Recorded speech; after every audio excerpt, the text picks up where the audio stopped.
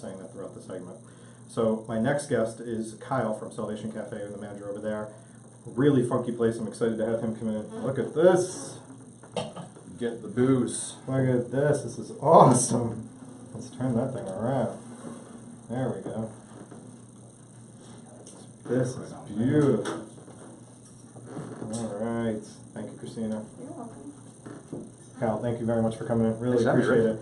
So, Salvation Cafe, come on in here. So, Salvation Cafe is this, how long has it been there now? Going on 25 years. 25 years. Yeah. I don't think I've been going for all 25. But good friends of mine in Newport, Mark and Sherry Bryce, had introduced it to me a long, long time ago while visiting them in the summer.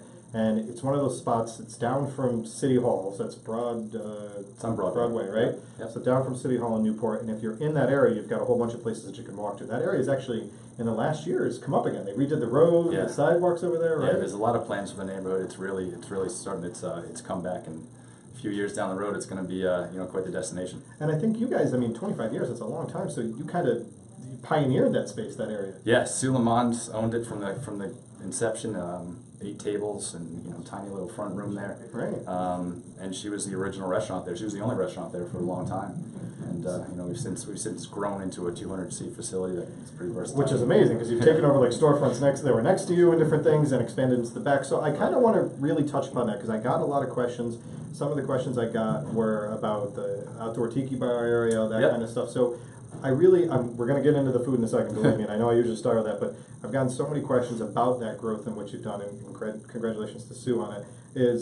Tell us about, kind of give us a visual of what it consists of, because to go from 8 tables to 200 seats is no small feat. No, and she's done it incrementally over the years, and when you walk in the front door, it's just this cool, eclectic, surfboard fixtures and, funky lighting and just a cool vibe when you walk in, and old surf pictures and, vibrant colors. Yeah, just bright in your face colors. And that was the original restaurant. So the front room there was what it originally was 25 years ago. And then we walked down the hall past a vintage album collection that's on the wall, about 100 albums on there. Yep. You walk into the back barn area, and it's just a really, it's a rustic, barn, open, just natural wood finishes, big old Gulf sign in there. Some stuffed roosters, some voodoo dolls. They're just funky stuff all over. And then we have 3 double doors that open up onto our patio area, and there's about 10 or 11 tables out there, and 15-seat tiki bar that we keep open as long as we can. Now, so there you go. As long as you can. There's the key to the 3 different questions. How long will the tiki bar open? You just heard them. I don't have a time or a date. It's as long as they can. Originally we planned on closing it on Columbus Day, but then the 10-day forecast just kept being conducive to. They're saying in 2 days it's going to be back to 70 degrees here in Providence. So you just never know. Yeah, but we did pull the plug on it last week, and pretty much done out there for the season. But people want to grab cocktails inside and sit out there if the weather's nice. Absolutely. So. Again, very deceiving from the street. You would never expect to see what you just mentioned. Especially, it feels like you're walking into multiple spaces, like multiple concepts when you're doing it to going through. But when you get outside to the tiki bar, you're just like, you couldn't believe that when you were out on the street that all of a sudden you're at this beautiful area outside in an area that doesn't have a lot of outdoor seating in that area with it. So it's tough to tell from the street what we have going on, and we also have an upstairs function room that fits up to 60 people, and we do rehearsal dinners and holiday parties and brunches, or it's a very versatile post and beam room, minimal decorations, very versatile space. It's pretty bad. So that was another question I want to get answered. So Jeff, that was one of the questions I had for both Gaslamp and yourself was about the event space. So 60 people, you said, is what you can accommodate over there? About that, depending on if it's a buffet, a cocktail party. Okay.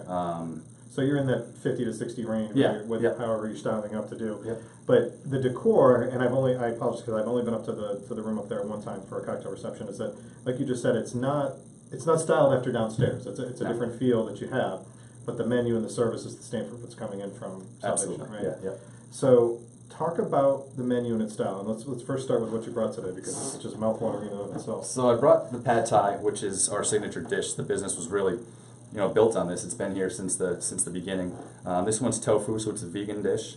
Rice noodles, peanut sauce, crushed peanuts, tofu, cilantro, sprouts, a little bit of green onion in there, and just a classic peanut sauce. So and that's a big dish. I mean, if you can see this, look at the size of it. It's enormous. It's a beautiful dish. Yep. So Kyle, tell me about the style of the menu, because this kind of seems like it would lead in to dictate the style of the menu that you have going on there. Oh, but you're so wrong. No, see, this is where I want to ask.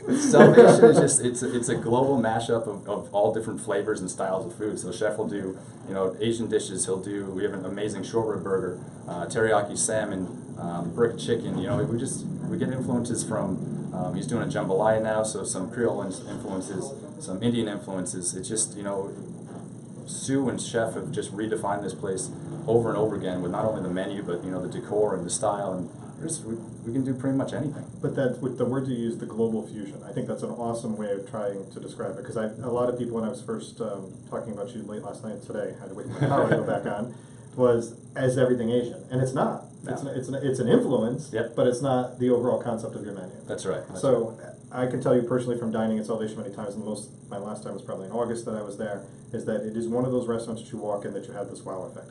My first experience when I went into the vibrant colors, and it reminded me of Miami a little bit when I walked in there. So, the South Beach feel and stuff. But you will feel comfortable going into the space, and when you look at the menu, you're going to be drastically surprised. And then when you get up to go walk through the rest of the restaurant, you're going to be even more surprised. So it's a great feeling. Now, your spirits program and your wine program, let's talk about that, because you brought some really cool things here. Right, so I came on board just over a year ago, and I was out in Vegas running restaurants and really involved in the craft cocktail culture, and I think that Newport really needs that, and so I brought some influences from out there. Change the menu at least twice a year as far as the specialty cocktails go. The wine list is ever evolving, just depending on season and what we get our hands on. But it's a cool craft cocktail program that's really done well. 6 craft beers on tap. 6 craft beers on tap. Yep. Okay. I change those twice a year, just making sure I can keep them going. We got always 3 local beers on tap, and then I got some West Coast stuff that I like to bring in and play around with. So who were some of the local beers that you have on tap? Right now we're running with Ragged Island out of Portsmouth. Yep. We have Foolproof Brewing out of Pawtucket. Yep. And I've kind of partnered with Whalers a little bit, so they'll send me some cool stuff, and I'll rotate their handle depending on what I get my hands on. So we had a segment a few weeks ago talking about the local craft beer movement and how it's expanded, and Foolproof was one of the ones that we brought in, but people are always wondering where the local beers are. So having those 3 that you said is fantastic. That's why I wanted to kind of highlight them. So what cocktails did you do here? This is it's called a geisha gimlet. Geisha gimlet. So we start off with, I make a syrup out of fresh cranberries, ginger, apple cider, some allspice, and some citrus. Wow. And that's the base of the cocktail. And then I use Bar Hill Gin, which is a gin out of Vermont that they finish with northern honey. So it gives it a little sweetness and floral notes that really go well with it. From Vermont, huh? From Vermont. And then I use an unfiltered sake, make it a cold sake cocktail. And I double strain it to get all the the bruised ice out of there, and all the pulp from the fresh lime that I put in there as well. That's a lot of ingredients. Yeah, but it's really easy to make, and it's delicious. All right, I'm going to take a sip of this cocktail. Sounds good. All right, so while I'm taking a sip of this cocktail, tell us about your restaurant week menu. Yeah, so chef has come up with 4 options for each of the 3 courses. Actually, 3 dessert options, anywhere from a baby kale and arugula salad.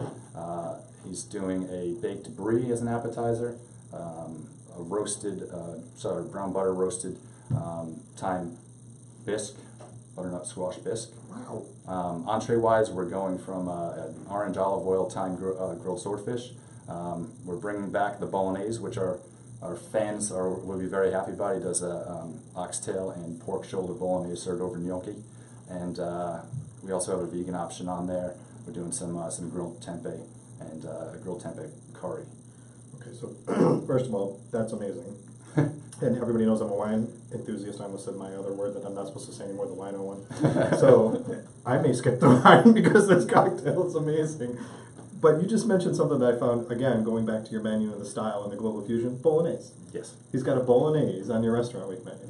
Yes, and people have been asking for it. He takes it off seasonally.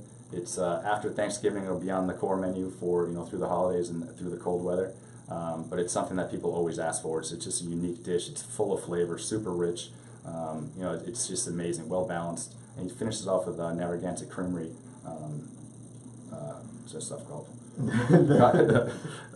The near the cheese of the yeah, Cunningham? yeah. So I have to tell you, if you see me taking pictures of Facebooking Live from Salvation, you'll know that that's the dish I'll be having. Yes. And I'll show like is that because that's right up my alley and adds to this right there.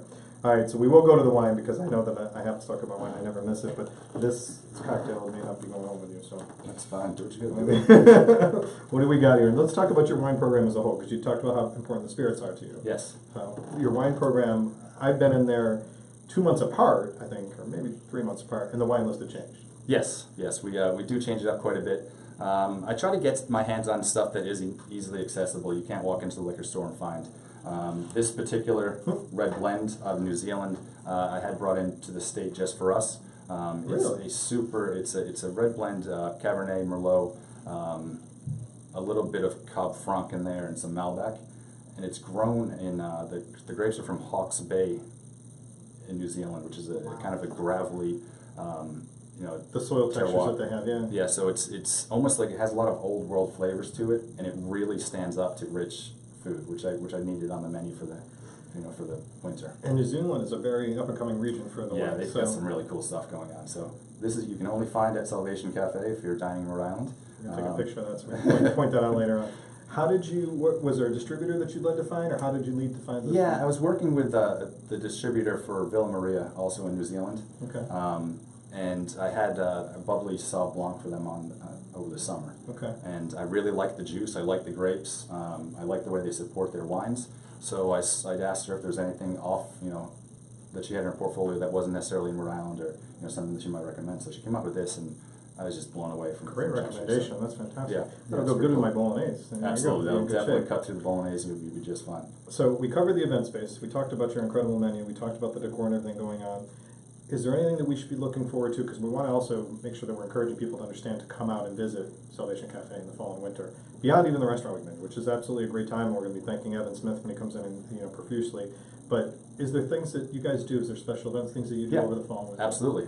Actually, for Restaurant Week, Sue owns the Salvation Loft, which is a Airbnb directly behind the restaurant. Okay. She's running $150 per person per night, and that will come with an entree at Salvation Cafe. So you can go to Airbnb and search Salvation Loft, and you'll find some really cool pictures. It's a really cool space. It's up to sleeps up to 6 people. It's really it's cool. Also on Mondays, beginning in October, we're starting to do Mojito Mondays. So $2 mojitos with purchase of any entree, which is pretty cool. Nice. We have gift card promos coming up. Book your holiday parties now. We're definitely filling up, and that space is so cool. And the menu is we can do cocktail parties, we can do sit-down dinners. We can pretty much customize your event to what you're envisioning. So that's a good point, and I know there was a lot of questions on event space. So holiday parties, you're taking all the reservations now and going through. Yeah, right? yeah. Are you guys open for New Year's Eve? New Year's Eve, yes. Okay. Yep. Fantastic. Probably do a 3-course prefix on that. Perfect. Also, Restaurant Week, we are offering optional beer flights and wine flights to go along with the 3 courses. So. That's awesome. See? This is how you get people like me in. That's a great thing. We're Awesome. do some local brews and do some killer wines that aren't necessarily on our menu to run through Restaurant Week. So. Perfect. All right. Kyle, you brought in amazing stuff. This is not going anywhere. I'm going to have to finish that, and I'll try the wine when I Yeah, get you off. should certainly do that. I'm going to try the wine when I go off the air for sure, because that sounds unbelievable. And thank you very much for making the time to come in. Kyle was great and came in for me last minute to try to get down here because I wanted to highlight an awesome spot that I've been to. So thank you very much. Rick, Tell really Sue that I appreciate, said thank you as appreciate well, the time. okay? I shall do that. That's